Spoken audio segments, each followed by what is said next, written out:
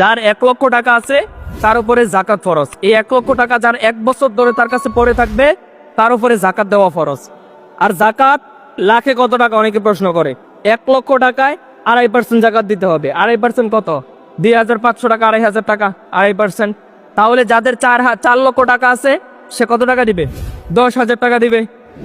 4 লক্ষ টাকা থাকলে কত? 10,000 টাকা তার জাকাত আসবে। আচ্ছা, জাকাতের সিস্টেমটা আমি কিছু কিছু জায়গায় একটা জাকাতের সিস্টেম দেখে একটু শখ খেয়েছি, মানে খুবই সুন্দর বা আমার একটু ভালো লাগছে। আমি আপনাদেরকে এই জিনিসটা একটু পরামর্শ দিচ্ছি আর কি। এটা একান্ত আপনাদের বিষয় যে করবেন কিনা, যে জাকাতটা এমন ভাবে দেওয়া মানে দিলে কেমন হয়।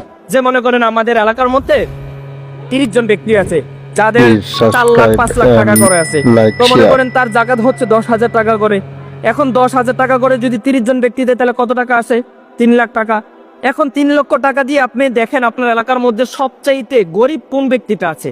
মনে করেন সে যে উপরে উঠবে, সে যে কিছু করবে এমন কোনো এবিলিটি তার নাই, একদমই হতদরিদ্র। এখন কি করবেন?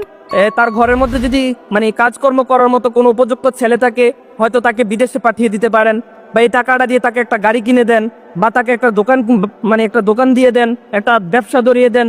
তাতে কি হবে দেখবেন, এই ছেলেটা বা এই লোকটা যখন গাড়ি চালাবে বা ব্যবসা করবে বা বিদেশে যাবে, পরবর্তী বছরে সে আরেকজনকে জাকাত দিবে। এইভাবে যখন আপনি মনে করেন প্রত্যেক বছরে এইভাবে জাকাতগুলা আপনি দিবেন কাউকে, একজন একজন করে করে, দেখবেন সমাজের মধ্যে আর হতদরিদ্র থাকবে না, সবাই মোটামুটি স্বাবলম্বী হয়ে যাবে।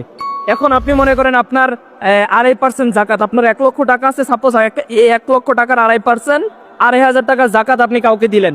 এখন 2,500 টাকা জাকাত দিয়ে সে কি করবে বলেন তো? এই 2,500 টাকা সে খাইবো, না হলে কিছু মানে ব্যবসা ট্যাবসা কিছু করতে পারবে না। কিছু করতে পারবে? কিছু করতে পারবে না। রাসূল সাল্লাল্লাহু আলাইহি সাল্লাম বলেছেন জাকাত কেন দিবেন, আর জাকাত দেওয়ার কারণ কি? জাকাত দেওয়ার উদ্দেশ্য হচ্ছে যেন হতদরিদ্রতা দূর হয়ে যায়। আল্লাহ রাব্বুল আলামিন বলেছেন লান তানালুল বিররা হাত্তা তুনফিকু মিম্মা তুহিব্বুন।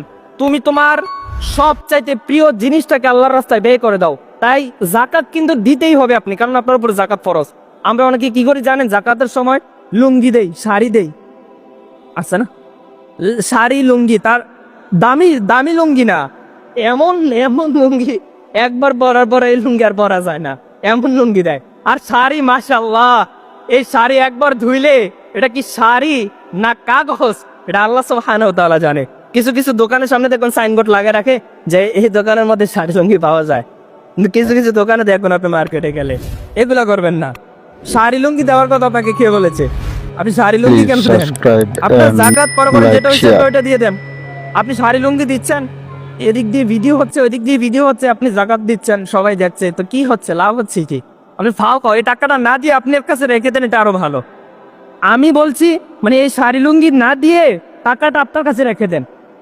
আর আমি আপনাকে যেটা বললাম ভাই, যদি পারেন একটু বিবেচনা করে দেখবেন, জাকাত যেহেতু দিবেনই, এইভাবে জাকাতের সিস্টেমটা করেন যে আপনার ভাগের যে টাকাটা, এই টাকাটা একত্রে করে সবাই, যতজন জাকাত দেওয়ার আছে সবার টাকাটা একত্রে করে সমাজের মধ্যে এরকম 1-2টা লোক দেখেন যে সবচাইতে নিম্ন শ্রেণীর লোকটা আছে, তাকে একটা ব্যবস্থা করে দেন। তাকে একটা অটো কিনে দেন, 1-1.5 লাখ টাকা যাবে, একটা অটো কিনে দেন।